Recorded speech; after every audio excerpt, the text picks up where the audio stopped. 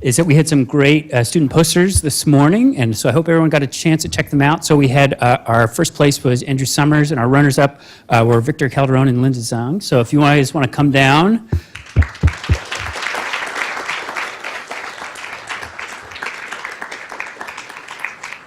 We have your slides that you sent in, and you guys can give us a quick, maybe 2-minute introduction to your poster.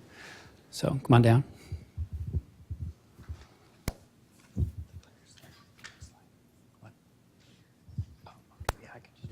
So, Victor, you'll be first. So.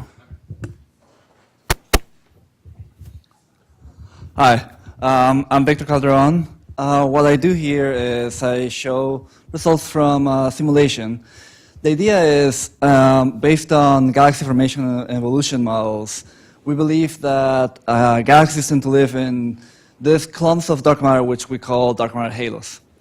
Now, one of the most important things to know about a halo is its mass, because based on the models, we believe that the mass can tell you about the color of the galaxy, how efficient galaxies are at forming stars, luminosity, velocity dispersion, and many other properties. Also, just by knowing like how many halos you have for a given mass, you can help constrain your own cosmology. So in that sense, knowing that number is actually really important. There are two main traditional methods that people use. One is called halo abundance matching, and the other one dynamical masses. They each they try to connect observations to theory. Halo abundance matching, in this sense, brighter systems, they get assigned larger masses. Dynamical masses, they use the velocity dispersion of galaxies within clusters to estimate the overall group mass. So here, because this is simulation, we know the actual truth. So that's the x-axis here. And the fractional difference is how well you're doing at estimating your masses. So if you're above this line, you're overestimating. Below the line, you're underestimating. So those methods, you can see that there's a big scatter, and also for low masses, you tend to overestimate your masses. So the idea of the project is to get a method to improve your predictions. So that's what we do here. So in this case, we simulate 100 different universes based on n-body simulations. And for each of those groups and galaxies, we can determine some features, some properties, which are actually shown in the correlation matrix over there. Now, for this, we only use 9 different features, which are over here, like the luminosity, color, total size of the total size of the group, and how many galaxies there are, etc. And we tested on 3 different machine learning algorithms: XGBoost, a neural network, and a random forest, and then compared to the traditional methods.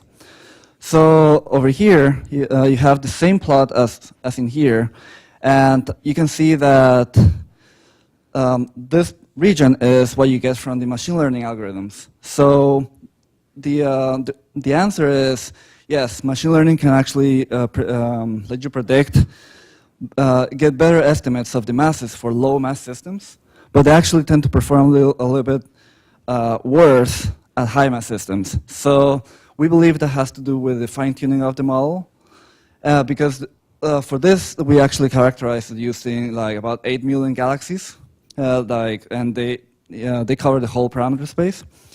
And another thing that aside from just getting a predicted group mass, we also want to know, can we reduce the number of parameters that we use in order to get also a good estimate, and that's shown over here. And what this is showing you is that color and luminosity and also the total size of the group are one of the most important features that you should always include when you're trying to predict that group mass. Thank you.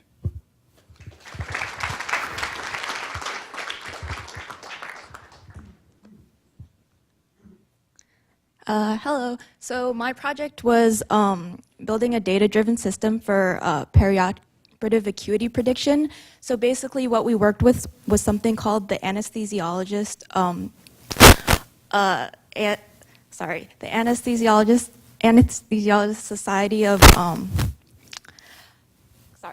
I messed up. The American Anesthesiologist Society Physical Classification System score, and that's basically a score that anesthesiologists give before an operation about a patient, indicating how healthy they are, varying from 1 to 5, basically where 1 is a healthy patient and 5 is a patient who's in dire need of operation. And what we wanted to do was we wanted to build an automated, scalable system to predict this score. But there are a couple of caveats with this score. So this score is given by anesthesiologists based on that description, and there is some variability in this score between anesthesiologists on similar cases. So a case by one anesthesiologist could be given a 2, where another could give it a 3. In addition, these scores cover a wide range of cases, so the variation on cases in those ASA scores can be really high.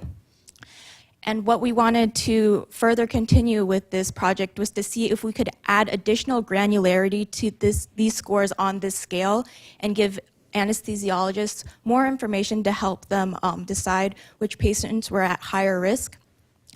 So basically, we used machine learning methods to first try and predict the ASA scores as a binary classification model, predicting cases in 1 and 2 versus 3, 4, and 5. And you can see results from there in the top table. And afterwards, we used the features that we had selected from that model to build a continuous system to try and add granularity to that scale. So instead of just the classes 1, 2, 3, 4, and 5, we classified it on a continuous scale from 1 to ended up being 4 because we did not include 5. And so you can see we measured the mean squared error for those cases here. And we also measured Cohen's kappa, which is basically the agreement above chance for 2 raters on a case, because that's generally how agreement between anesthesiologists is measured in literature. And in literature, it's been found that they have agreement between 0.4 and 0.6 for the Cohen's kappa, which our model found agreement of 0.45 for our model between anesthesiologists. And to further measure whether our additional granularity provided any information to anesthesiologists, because the original scores are just on an ordinal scale, we took 100 cases and divided them into pairs of 2, had anesthesiologists rank those cases, all of which were in class 3, on which case patient was more at risk. And then we found that between anesthesiologists, we have a kappa of about 0.65, and between our model and the anesthesiologists, we got between about 0.28 to 0.4, which was worse than the anesthesiologists to each other. However, it showed promise for the model in providing additional granularity because those cases were trained off originally ordinal labels. So in conclusion, we built a model that rates cases just as well as anesthesiologists do in a clinical setting, and sort of started research to providing additional granularity on that similar scale. And this graph sort of gives insight into how our model is putting the different cases into the continuous scale. So the different colors represent ASA classes 1, 2, 3, and 4, and it sort of shows you the distribution of those cases as it's putting them onto your continuous scale. Thank you.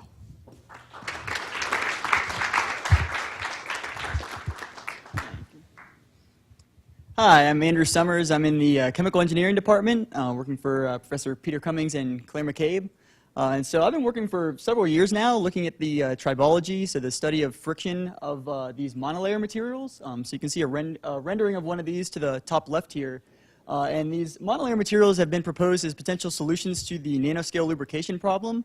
And so when you shrink devices down to the nanoscale that have sliding components, when you have features at the nanoscale, typical lubricants you would use at the macro scale, like oils, are rendered ineffective. So these monolayer materials have been proposed as a potential solution. And if we can solve that nanoscale lubrication problem, we can greatly increase the design scope of nanoscale systems. And so specifically what we're interested in here is looking at can we tune the chemistry of these monolayer films to optimize their lubrication properties. So you can see these monolayers are composed of basically a grass-like layer of these chains, which are typically hydrocarbon-based.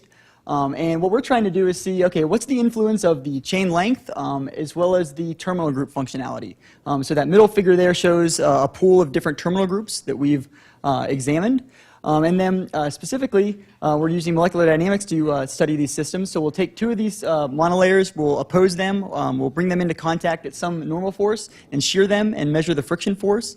If we do this at several different normal forces, we end up with a linear trend. And if we apply a linear regression to that, we can use this law of friction to back out the coefficient of friction and adhesive force.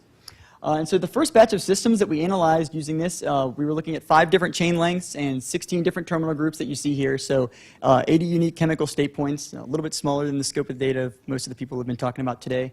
But still pretty big for us in MD. So for each chemical state point, we have to analyze 5 different surface configurations to average out those effects. So it ends up being about 100 hours of simulation time to get a single data point. And so this first batch of systems here, both the top and bottom monolayer have the same chemistry. And what we find is that the coefficient of friction and adhesive force the coefficient of friction here is relatively chain length independent. And so we see that higher chain lengths lead to lower coefficients of friction, which is cool. But then when we want to look at the effects of terminal group chemistry, we run into a problem of we don't really have enough data to make any large conclusions. And so here, this is just showing for one chain length, a selection of the terminal group chemistries and the coefficient of friction and adhesive forces that are observed. And we can make some conclusions based on this, but it's not really enough data to say too much about. And so then what we decided to do was look, okay, well, how can we obtain more data points? And so then we decided to look at these mixed monolayer systems where we can use the same pool of terminal group chemistries, but then we can set our systems up so that the top monolayer has a different chemistry than the bottom monolayer. And that way, for each of these combinations, we get a unique chemistry at the interface between these two films.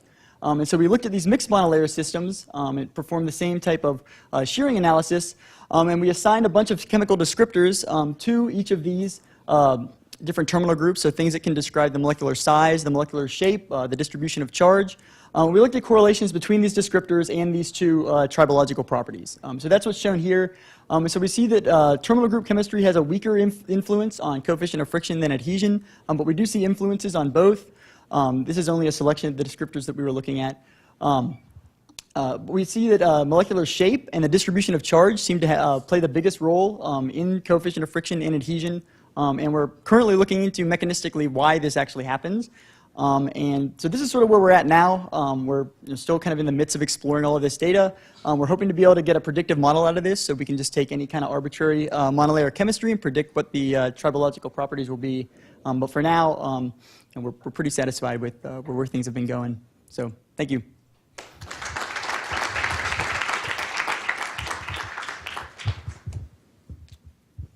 One quick reminder, if you have a poster, don't forget to take it. So that's it. Thank you very much for coming, and we'll do this again next year. Thank you.